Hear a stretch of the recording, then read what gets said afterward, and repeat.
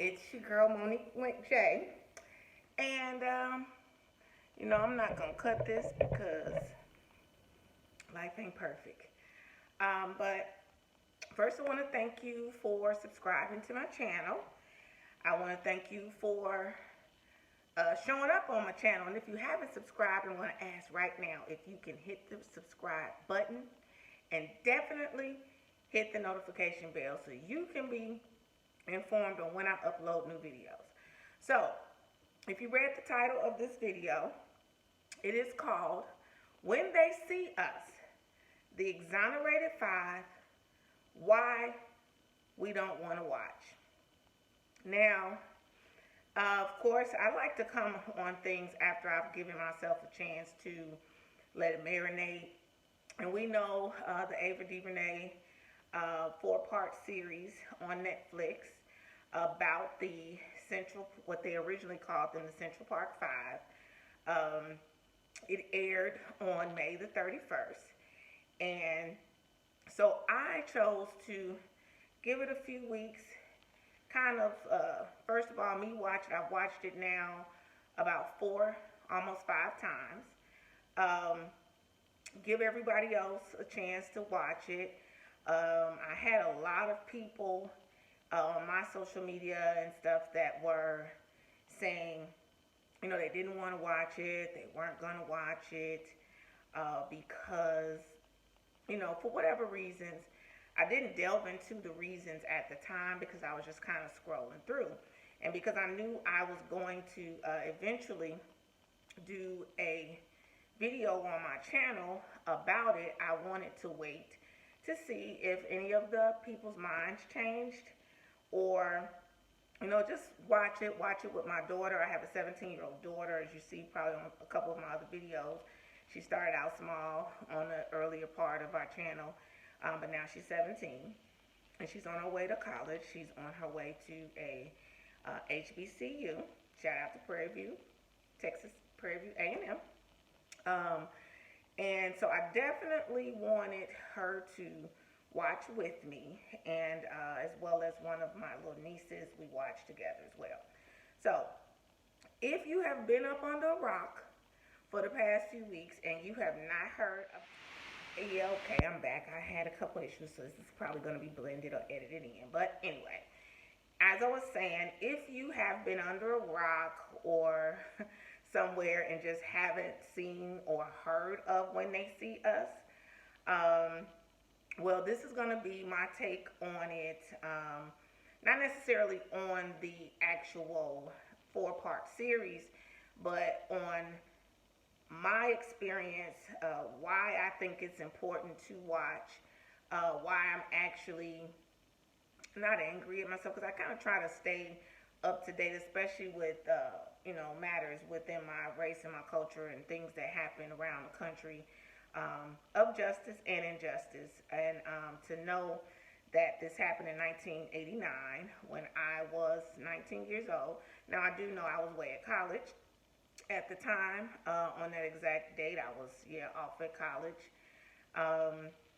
And so that is probably why. And I was at a predominantly white college.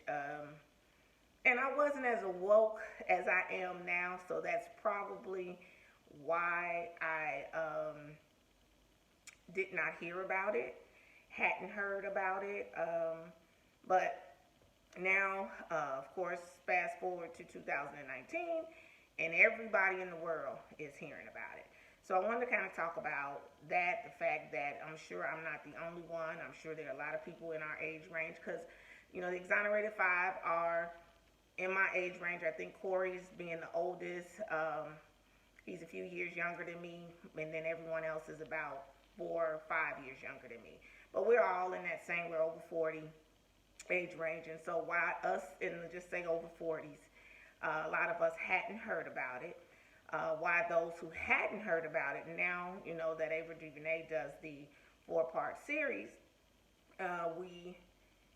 some want to watch and some don't. Now, just in my research, I've saw that, I can't think of her last name, but first name Sarah. She did a actual documentary on She was calling them what the newspapers called them at the time, when they assumed that they were guilty. Not just newspapers, all media outlets. I think I read or saw that of research, only 12 out of all of the actual media outlets that covered it said the alleged rapist. Everyone else automatically assumed. Every other outlet reported them as being actual rapists. So Miss Sarah, I don't know her last name. I know her dad is Sarah Burns, and her dad is Ken Burns. They are known for dad is known for doing documentaries, and she wrote a book and then decided to do a documentary on the Central Park Five, is what they called them at the time. Um, and from what I hear, I haven't taken time to actually see that version of that documentary, but from what I hear, it was what originally kind of sparked. Well, not what I hear. It was what brought to forefront what the boys had been saying. What they were already at that point, I think, exonerated. I just think that they hadn't won their case. Yeah, because she did this in 2012. They hadn't won their civil suit against the against the city of New York, rather. And so she did this documentary, and then from what I understand, her research and what she found, a lot of it kind of brought more things to forefront that made the city decide to settle in the case. So I first want to thank her, and I'm sure the Exonerated Five definitely thank her for bringing that story into the forefront. But I'm going to speak on my sister Ava DuVernay and her portrayal of that exact story. If you haven't saw any interviews with her, why she chose not to call it the Central Park Five, and when they see, and as opposed to what she named the series, which was When They See Us. She did that because, for one, Central Park Five is the name that the people who assumed that they were guilty gave them. That's the first thing. For two, she wanted it to be about their story, but she also wanted it to be about the story of all minority people, especially blacks, people of color, who walk around on this planet every day. And unfortunately, those of us that are in the United States, when they see us, they don't necessarily see just a human being. They often see what they've heard about us on media, what they saw on TV, what has happened in their specific neighborhoods. And some people just see truthfully based on race, description of what our particular race has supposedly done, or what is supposedly be done, or just the fact a lot of people, especially whites, when they see us, they see a diminished person, a diminished culture, that their ancestors, from the beginning of the ones that brought us over here on the slave ships, their ancestors deemed when we were considered a full human being. Their ancestors deemed when we were going to be able to vote.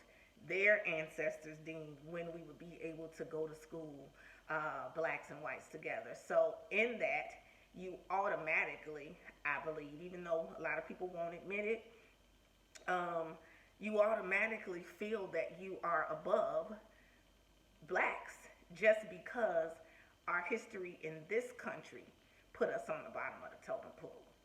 So I think that is why she named the movie that. I mean, not the movie, the 4-part series that, because it is going to, if all cultures watch this, it's going to make them think about what they see when they see us, what they think when they see us.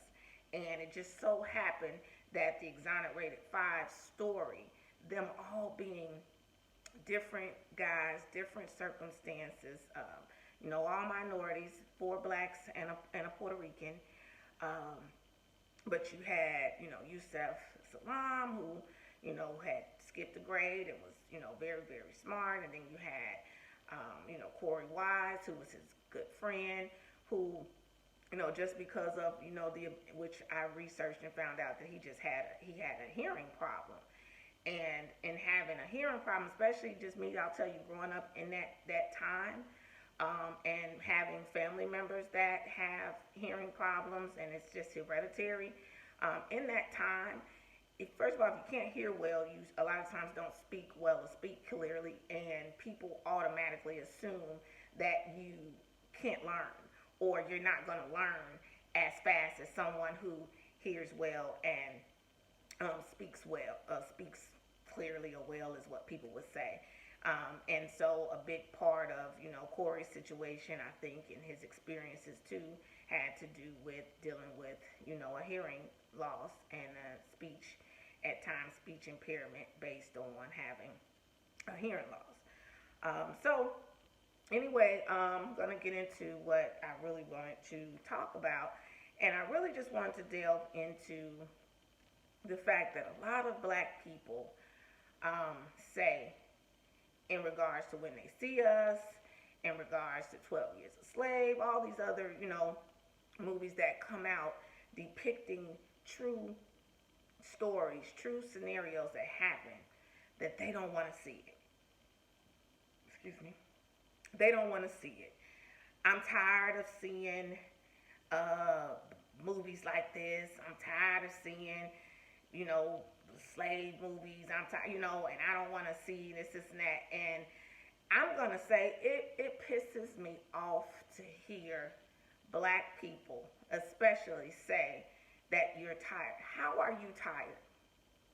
You can't be no more tired than the ancestors were, who foresaw this day that we would be able to go to school with the first of all, get an education.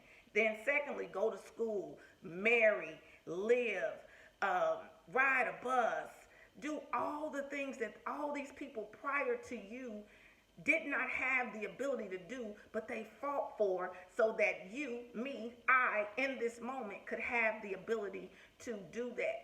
They didn't ever give up. They were never tired of experiencing it. So how are you tired of seeing it? And even fast forward all the way to 1989, and it's still when we're supposed to be free.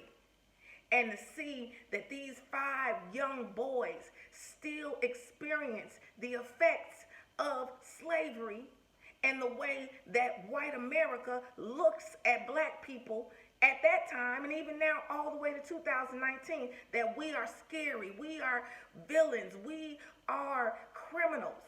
And that's the way that they see us. So how are you tired in 2019, so tired that you don't want to watch the experience that somebody else went through, that an actor is depicting?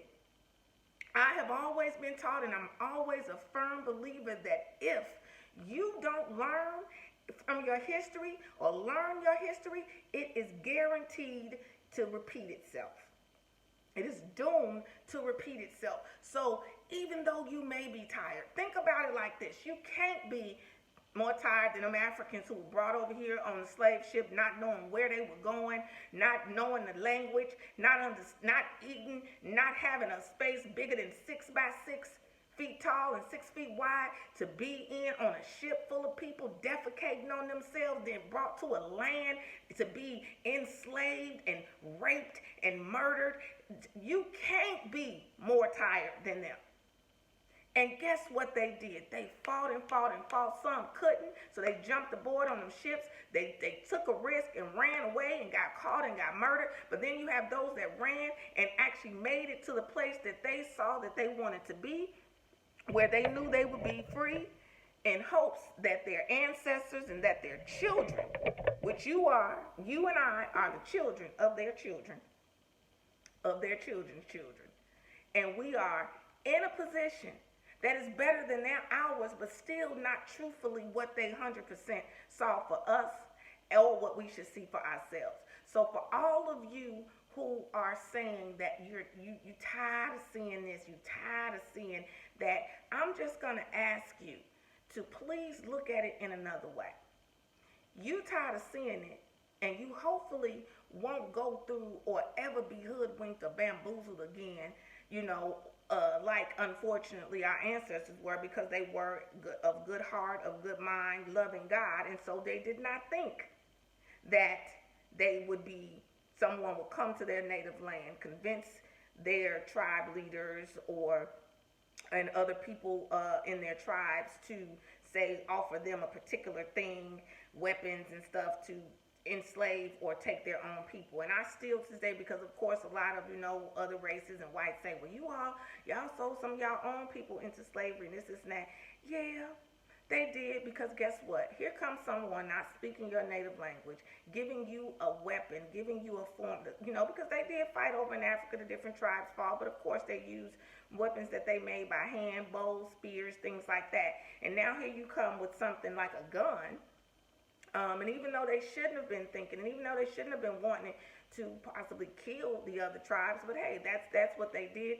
And then these people convinced them, or we'll give you this in order for you to give us your people. They didn't, I guarantee you, they didn't know what was ahead for them when they gave them to them. Yes, you could see the bad, some of the bad treatment, but what they did to get them and put them on the ship, and what they did once they got them over here on the ship, was two entirely different worlds. And so I think I'm going to take my glasses off because I keep seeing the light in my glasses. So I just want to ask you, I want to charge you, to those of you who say you're tired, especially if you have children, especially if you're influencing children. Please don't be so tired that you don't tell your children that about their history, that you don't tell their children what your ancestors went through for your children to get in this position. I think the fact that our children aren't told about all the sacrifices and don't see and actually can experience the sacrifices that people went through for them to be in a position that they're in, I think that's why our children right now don't have, a lot of them are acting out and taking all these drugs and willing to murder people for nothing, because they have no value on life, because they haven't been taught how grateful that they should be to be in this position in their life that they're in. So I think, and I just ask you, instead of being tired, make sure that your children learn. Make sure that your child knows about this kind of stuff, because they could be those kids. We could look at a time, fast forward 100 years from now, and if we're not constantly teaching our children about our past and about what people went through in order for them to get, guess what?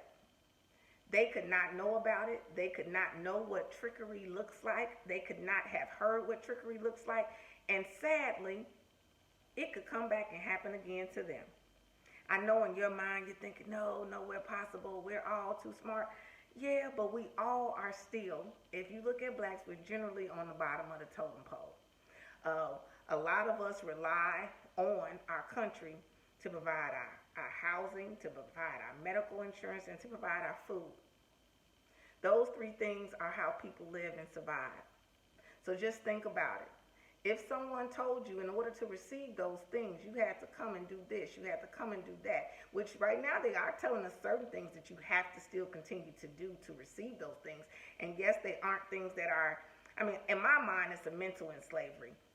But they're not things that are putting us in a physical slavery. But guess what? If they decided that that's what they wanted to say, and a lot of people, us, rely on it, what else choice would you have to do? You would do it, right?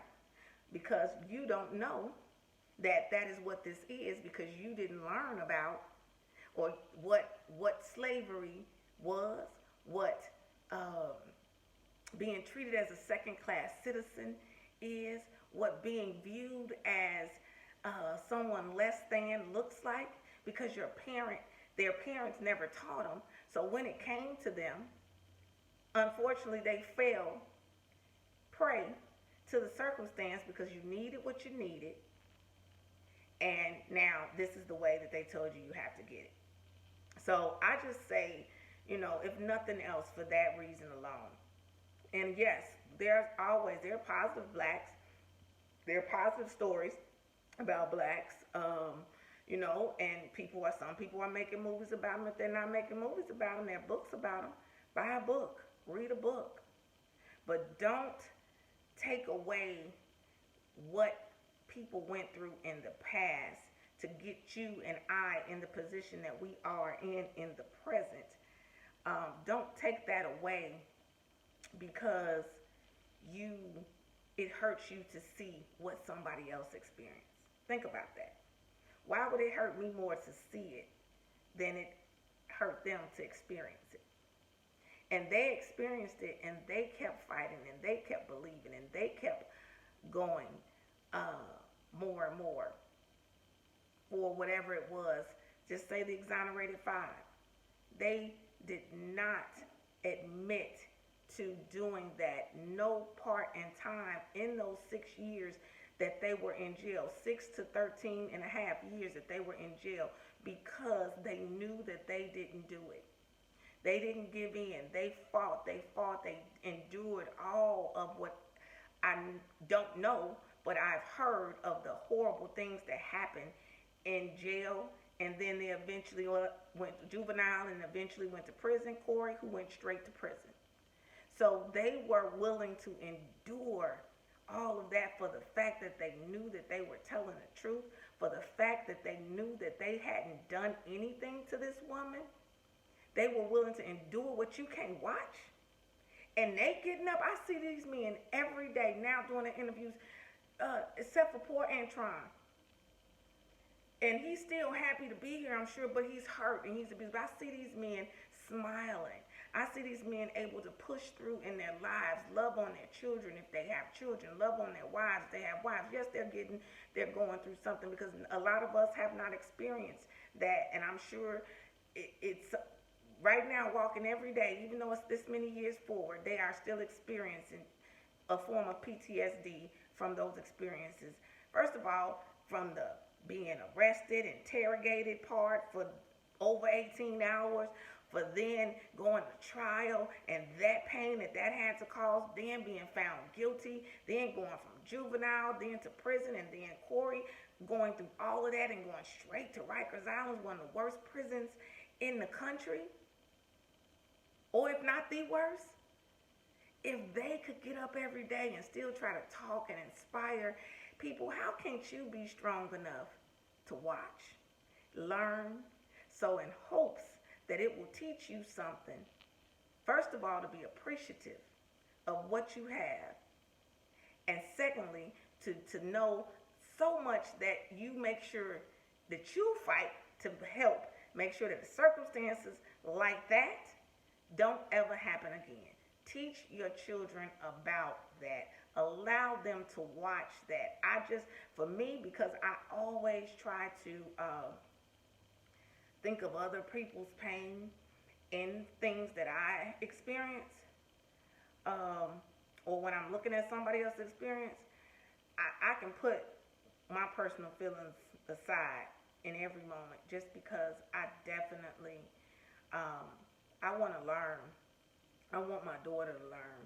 I want my daughter to know, if she's, when she's riding around, with her friends, because she has friends of all cultures. But I'll be honest with y'all. I tell her clear as day. When you are in the car with your friends, first of all, she gets 2 lessons. When you're in the car with your friends who are Caucasian, make sure that there is nothing going on in that car that is illegal, that should not be in there with you all, because first of all, they speed way faster than her friends of her culture when they drive. They take way more risk. We know because reality is, if they don't own it, they don't admit to it, they have a privilege. They are oftentimes when you're getting pulled over by police, majority of the time, depending on the area you're in, they're going to be white. If you get pulled over by a white police officer and you're a white person, because they can relate to them, because they know what it's like to be white, they don't view them initially as a threat when they walk up on the car. When they walk up on a young white girl driving in the driver's seat, they're not really viewing her as a threat more so than what they would view a young black girl, because they got to probably have a young white daughter or a young white niece or they went to school with young white girls, so they know what that feels like, or they know what that experience is like, but they don't know what it's like oftentimes to be around young black girls who've been raised by black fathers and black mothers. So they are afraid. So oftentimes they are afraid, and they approach the car, they approach the circumstance with a different type of feeling in them. Now, should they work through that since this is their job, and should they learn how to look and view everybody the same? Yes, they should, but I don't know what kind of training they could give them for that outside of getting to know people of different cultures. But I tell my daughter, you make sure, because if they are pulled over, you would hope that if something is in that car, that they don't blame it on you. But the reality of it is they could. And I'm just going to tell you, and this is just what I tell her, and if they do, I can guarantee you about 99% chance that officer is going to believe it. Because you the black kid. Y'all do drugs. Y'all on welfare. Y'all all these negative things that they view in their minds about black people. And so they much rather believe that about your black little butt than they would their niece, daughter, because that's what they see when they see them. So it goes back to Ava DuVernay's choice on that series title, When They See Us, because it is so imperative. All the time, every day in our life, it is so imperative about what people view and what they see when they see us. So I give her that lesson. And I tell her, hey, if everything ain't on the up and up, you tell them you'll follow them.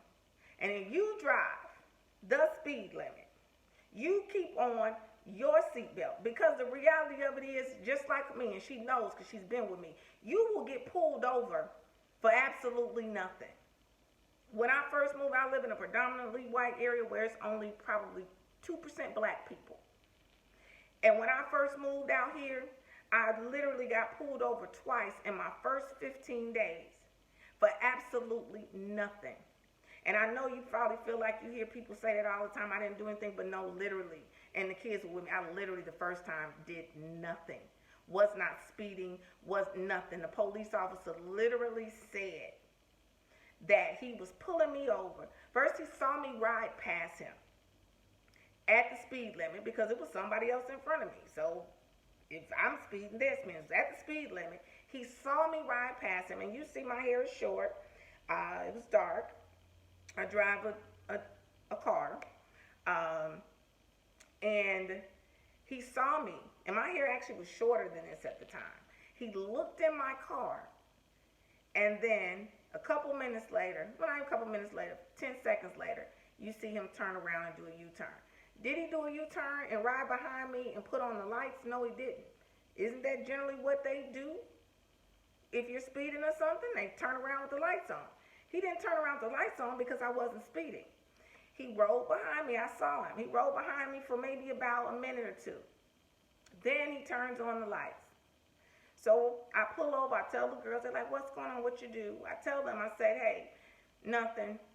I haven't done anything. I wasn't speeding because you see this car. I said, y'all know we new out here in their territory.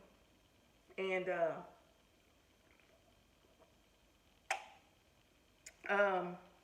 I really don't know what he's finna say. But I know my car is right. I'm right. So let's go. So he comes to the car and he says, can I have your license and insurance? And then I ask him what he's pulling me over for. And then he says, can I have your license and your insurance?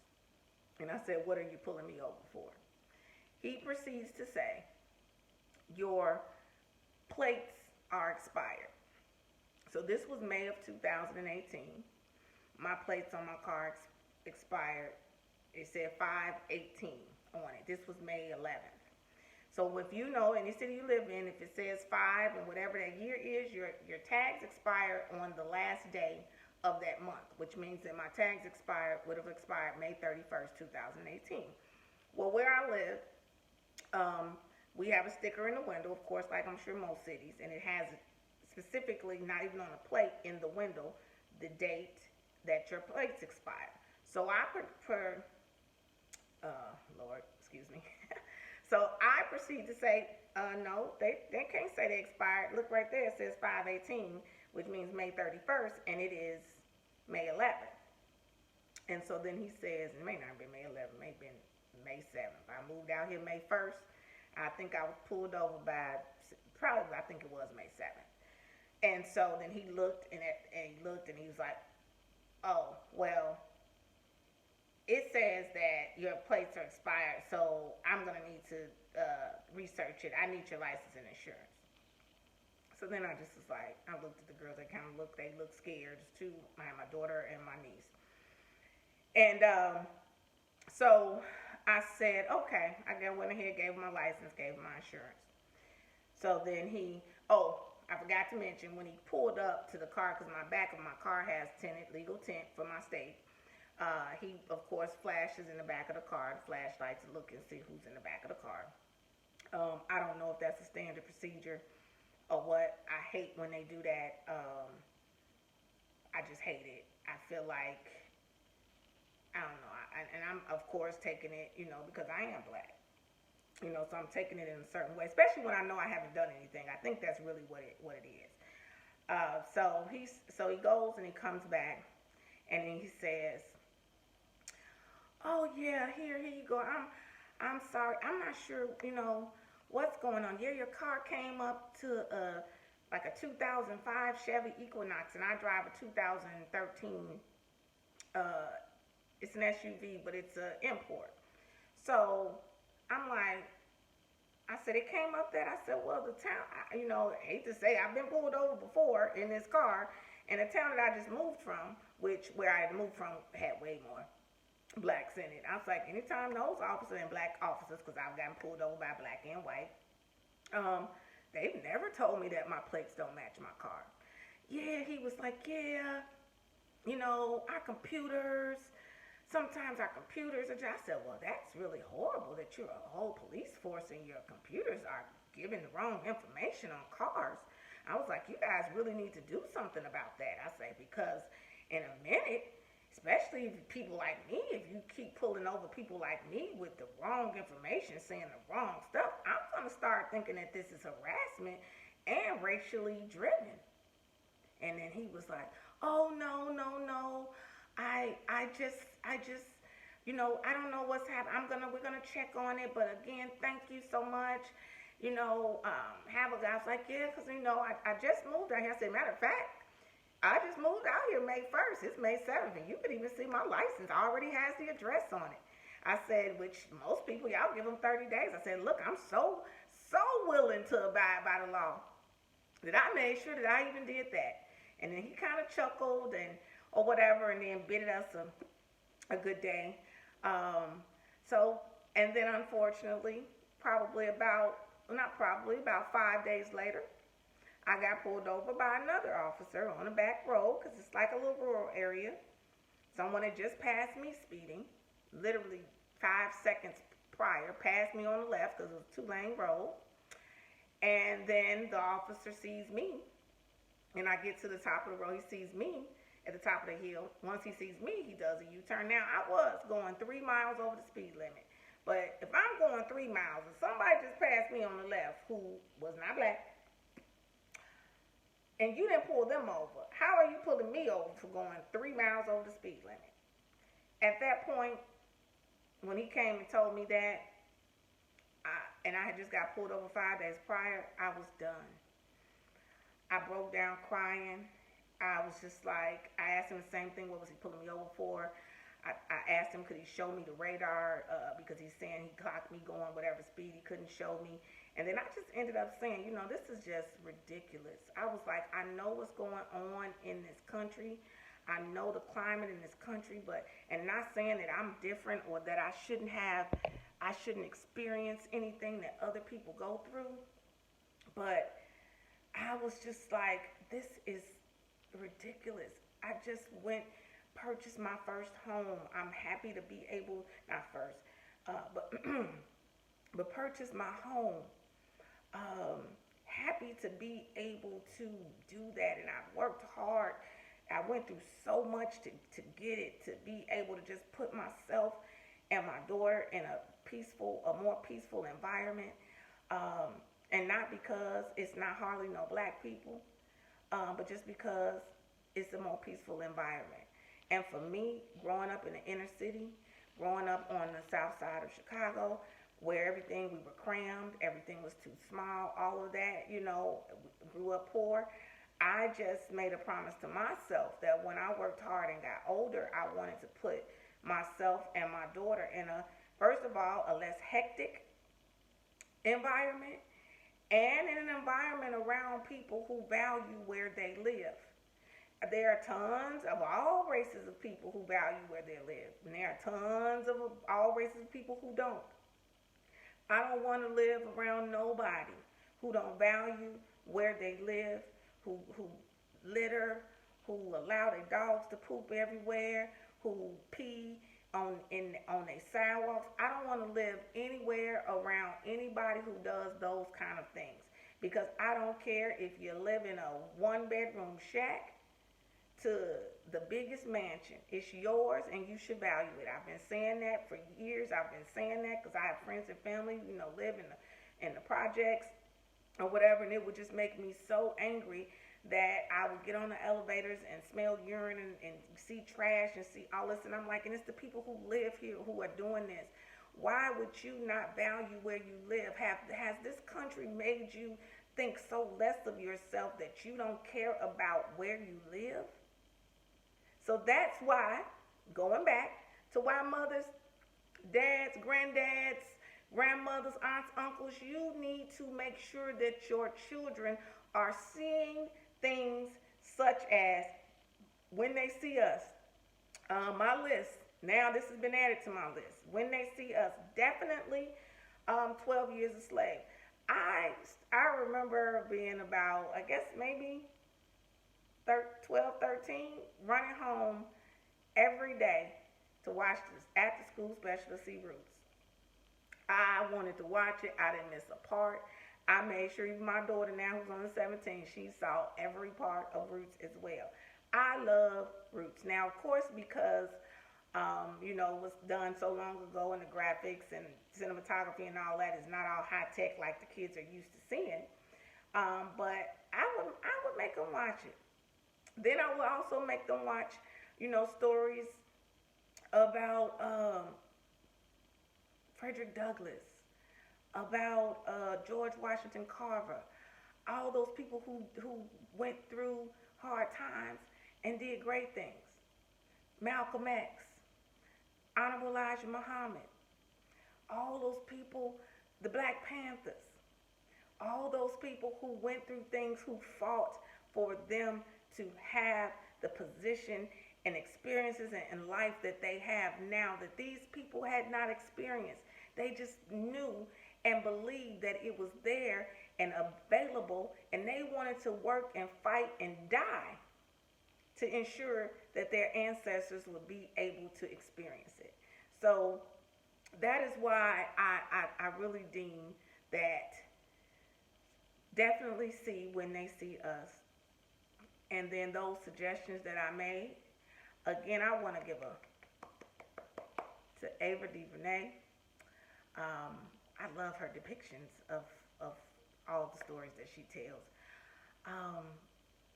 I thought all of the actors did an excellent job in the movie series.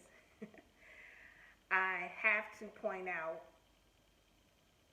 my first favorite, by part, I don't know if it was part 2 yet. Jarrell Jerome, the young guy who he played in the movie Moonlight. If you don't remember him in there, you need to watch Moonlight. If you haven't seen Moonlight, you need to watch it. It's a different kind of story, but it's one that's needs to be seen as well, because it is experiences that some young boy, young men have been experiencing and are experiencing today. But Jarrell Jerome, his depiction, his embodiment of Corey Wise was absolutely remarkable, unbelievable. I went because of course I hadn't seen Corey, and we only see Corey now at what is Corey should be 46, 46 or 45. We see Corey now. We didn't really see Corey at that age, and so I went and found the tapes of his actual interview, and to watch that hour and I think it was maybe 25 minutes video and watch the parts that they chose to depict in When They See Us, and see and compare how Jarrell Jerome did the exact same part. It was remarkable. That boy bodied that role. I mean, I felt like I was in that, experiencing that. And anytime, I love great acting. I love it. I love it. I love it. And I, especially even when it's a villain and they're being a villain so good that I just hate them. I hate who they are in that movie. That's because they were acting so well. So I hate that, of course it was a 4-part series and not a movie, because he can't get nominated for an Oscar, but I'm sure he's going to get nominated for a Golden Globe or Emmy, because he was excellent. So if he ever happens to see this video, I'm going to give you again a round of applause. Kudos, bow, excellent job. Like I said, all the other actors did well, but he just stood out.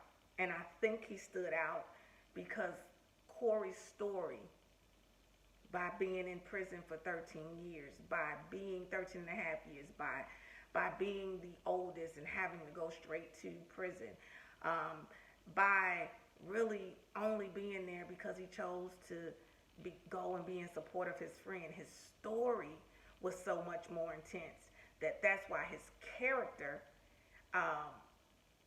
the character was way more intense, which just made you kind of grasp on to him more, which I applaud all of the other Exonerated 5 for listening to them in interviews and saying that they wanted it like that. They agreed that Corey's story should be longer because he was in jail way longer than them. Well, prison, I hate to say jail, but being from the hood, we just be like, he in jail.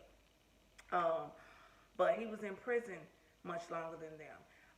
And I don't think that the story would have touched us the way that it did, or touched me the way that it did, had not it been done that way. So Jarrell Jerome, excellent job. Niecy Nash, excellent job. I smile because of course we always think of her as a comedian, and I think she did an excellent job in this drama. I feel like kind of how Precious was Monique's opportunity to show the difference in who she was and what she had in her that she probably always knew she had in her, but the rest of us didn't because we were so busy laughing at them. I think that is what this role is going to do for Niecy Nash. Mark my words. If it happens, come back, check this out. Make sure you give your thumbs up today, but come back and comment and say, I predicted it. You predicted it, Monique J. You predicted it. But I just see that happening for her in this role. Those two, oh my girl, I can't remember. I don't know her name. But she played Yusef's mom. I know she's from, is she from Cover? She played in a lot of stuff, but she did an excellent job too. I'm gonna have to look up her name because I hate to not know names. If anybody's saying I shouldn't be drinking this is my life. Let me do what I do. This is my guilty pleasure. If you do drink Monsters and you're drinking the original sugary ones, you need to try this newest flavor is actually the best at this point. I used to drink the white can, but this one is no calories, no sugar. No calories and no sugar. Monster need to make sure they add some on for me for saying this, but it's very good. Gets me kind of, don't really give me energy. I'm not gonna say that. It just kind of gets me ready to roll in the morning. Anyway, I guess I'll end now. definitely, I hope when you watched and you listened to the things that I've had to say, if you have not saw when they see us, that you take the opportunity to do so now. If you've been one of those people saying, "Well, I'm just tired. I don't really want to see." Listen to my take on why you should see it, and give all four parts a chance. It's 5 hours of your life. We spend 5 hours of our life watching ratchet reality TV. I'm sure most, or whatever your guilty pleasure is individually that you may like to watch. If you are a black person in America, if you are any culture in America, you need to see when they see us. Because especially if you're somebody who doesn't understand why black people think how they think or feel how they feel when they are pulled over by the police, or when they are experiencing the police or anybody in authority, or how they view the criminal justice system, how they view politics. Watch this series. It will kind of give you a little peek on just experiences that people have to make them feel like they feel. And I kind of got off as I talked about what I tell my daughter when she's in the car with her white friends, and I didn't talk about what I tell her when she's in the car with her black friends. Just quickly, I tell her basically the exact same thing. Make sure it's nothing in the car that does not belong in there, that is not legal. Make sure that you are not speeding. Make sure that you have your seatbelt on. And make sure that you are never under the influence of anything. It's the same story, but I tell her because what could happen is a little different. Because what could happen in the car with her white friends could be she's the only villain. She's the only guilty one. She could be made the only guilty one. And she can still be mistreated, but it won't be a full car of everybody getting mistreated. I tell her, when you're with your black friends, first of all, it's a possibility they're going to look at y'all as criminals already when they walk up to the car. You're doing something wrong. Maybe you stole the car, because if y'all driving in, your friends, have some nice cars. She got a 93 Geo Prism, so I know they ain't thinking too much happening in that. Or that's stolen, because who would steal it? But it gets her where she needs to go. It purred like a kitten, and we're grateful for it. But I just tell them, and I actually talk to all of them. You can ask, what are you being pulled over for? They have to tell you. If they give you a viable reason, you give them your driver's license. You give them your insurance. If they ask you to get out the car, you say no. Because if there is nothing in plain view that looks illegal, like no smell of any drugs, no beer bottles, no anything in plain view, there's no reason legally that you have to get out of your car. And you don't. And if they try to force you, especially now in this day and age, you make sure you turn on your camera, and make sure you hit also on your phone, find my iPhone and alert me. So first of all, I know where you're at, because what I'm going to do is I'm going to call you. And when I call you and you don't answer, if I call you a couple times and you don't answer, I'm going to see where you're at, and I'm coming. And I'm coming to where you're at. And while you're waiting for me to get there, you don't get out that car. If they force you out of that car, you don't say anything. You don't argue. You don't do anything. You allow them to take you to the station. Still don't say nothing until you ask for your call to your mother. Don't say a word to anybody outside of, when can I call my mother? Now, I tell her that in regards to if, God forbid, she gets pulled out the car and accused of something with her Caucasian friends. And I tell her the same if it happens with her black friends. Only difference is I tell her that when you're with your Caucasian friends, they automatically have the benefit of the doubt if a white officer walks up to that car and see y'all. So make sure ain't nothing happening that they could blame you for. Get pulled over by your black friend, y'all all looked at equally as possibly doing something wrong. Unless you happen to get pulled over by a black officer, and depending on who he is, he'll be compassionate or he'll be a butthole too. Because black officers can be buttholes as well. So I just wanted to make sure that I did, talk about that because, that can help someone as well. I'm not sure if you're teaching your children, what to say and what to talk about or what to do, which this movie brought to the forefront, I keep saying movie, this series brought to the forefront about making sure that we teach our children what to do when they encounter the police, and about the importance of learning your rights, because a lot of people in the movie who saw the movie series was saying, how could they do that? Why would they let, and the parents, why would they do this and that?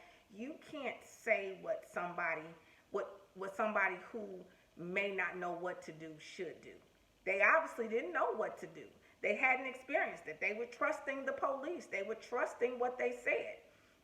Yeah, now fast forward 30 years later, we know what the police and what they're capable of. We know not to a lot of us know not to, but there are still some people who don't. So that's another reason why you need to watch, so that you can teach. You have a reference point to teach. Look, this is what happened. This is what could happen. So this is what you need to do moving forward, because there are a lot of people who aren't having those conversations with their children, and then there are a lot of adults that just don't know. So, that's another reason. And don't talk about somebody, or be mad at them for doing what they did. They did the best with what they had in that time. But I guarantee you now, it calls every last parent, as well as the Exonerated 5, to learn a whole lot about this justice system. And siblings, because, Kevin, sisters, I'm sure they could probably teach a class now based on all the things that they've learned. Experience is the best teacher. But let us all learn from their experience and first of all, applaud them, be grateful to them for going through that and allowing us all to learn something from it that will hopefully help us not have to go through it, something like that, or our children have to go through something like that. Okay? I think that's it. I want to thank you so much for tuning in, for watching my video. It's a little longer than most of the ones that I do, but that's also why I wanted to do the Monique J channel and bring it back, because this is who I am. I am just a whole bunch of stuff. Read my description. But I just walk through life wanting to be the best me that I can be and impact other people, hopefully in a positive way, being my best self. My best self ain't going to always be saying something that you like. It ain't going to always be saying something that you agree with. But my best self will spark some thought in you. Make you ask yourself, is she right or is she wrong? Make you think. Make you mad. If you do, it's still an emotion. But it's never intended. It's always intended for positivity. Anything I do is intended for positivity. When I speak the truth, I'm speaking it because I'm hoping to positively impact somebody. You ain't going to agree with everything I say, and I don't expect you to. But there may be some things that I may talk about or may share, or thought processes that I may talk about that and may share that you really can grow from or learn from. And that's what I'm here for. And it ain't going to always be intense every time. I'm going to be talking about, if you see, I was talking about reality TV one time. Now I'm talking about this. I may just, you see, we did a failed attempt. We infatuated or intrigued by this whole mukbang thing. And we even did a failed attempt. So this channel is just me being me, whatever I feel. I always say I got like a adult ADHD. So whatever I'm feeling in the moment is what I'm going to do, what I'm going to be. And, I just appreciate you for watching. I hope you share my channel. Please subscribe to my channel. Please hit the notification bell. If you haven't seen the description, I actually have a talk show channel, which is called The Weekly Wind Down with Monique J. It's a separate channel. It's a more, I don't want to say structured, but in a sense structured. It's a talk show. I'm interviewing guests. I'm bringing people on. It's a talk show. We're going to do in the summer. I do a lot of traveling. I like to support small business. I like to just talk about things and kind of kick it in the raw and keep it real. So during the summer, we're doing, some weekly wind down around town where I'm visiting other places, either eating, drinking. I'm always going to be sipping a glass of wine because that's my favorite. Of course, I ain't going to sip it in the morning unless I'm on vacation. In the morning, I'm doing Monster. And then we're going to do weekly wind down unplugged. So the link is in the description. Head on over, subscribe to that. My shirt you see me on, it says proud. I am a motivational speaker. It's one of the things that I do, as well as I'm a breast cancer survivor. And I'm just a person who pushes truthfully loving yourself and believing in yourself as is. Not letting nobody tell you what you should look like, what you should have on, how you should be. Just be proud of who you are, how you are. So I have a line of t-shirts that I call me affirmation tees. This proud tee is one of them, and if you see, it has my on the side at MoniqueJeCeo, which is my Instagram and my Twitter, and also my Facebook. These t-shirts are available for only $20 in youth sizes as well as adult up to XXL. They can be found. My website is under construction. It will be MoniqueJ.com. But you can get these shirts and order now on the MoniqueJeCeo Facebook page. So if you like them, I have proud. If you go on the page, you'll see a few different ones. If you go through my channel, you may see me with wearing a couple, but this is different affirmations on. I have proud, I have worthy, I have beautiful, I have blessed, I have God-fearing. Right now, those are the ones that we have. We're coming up. I just kind of go with what comes on my mind. But I definitely appreciate your support if you purchase a tee. If you want to give anything to my channel, I appreciate that as well. But, I just hope that you all who view this video understand that nothing happens by happenstance. Everything that happens in our lives to us are in a plan and in a design. It may not be in our own personal plan or our own personal design for our life, but it is in a plan and in a design. So what we should all do is look within those experiences and see what it is that we can learn from it, and then take what we learn or what we can learn from it and grow from it, and allow that growth to positively impact our personal lives and the lives of those that we are blessed to touch on everyday encounters through things such as YouTube, your social media, or whatever. Just be a positive light in this universe. There's so much darkness going on. We shouldn't have to add to it, or we shouldn't even want to add to it. So again, I definitely want to thank you for tuning in. Be sure to please hit the subscribe button and the notification bell. Watch some of my other videos. Go subscribe to my other channel. Share. I appreciate each and everything that you do. And if you're somebody who choose not to, I appreciate that, because it's going to push me forward to do even more. So again, God bless y'all. Go check out or get Netflix, borrow somebody's password, login information. Definitely watch When They See Us. Okay? God bless y'all. Have a great day. This has been Monique J.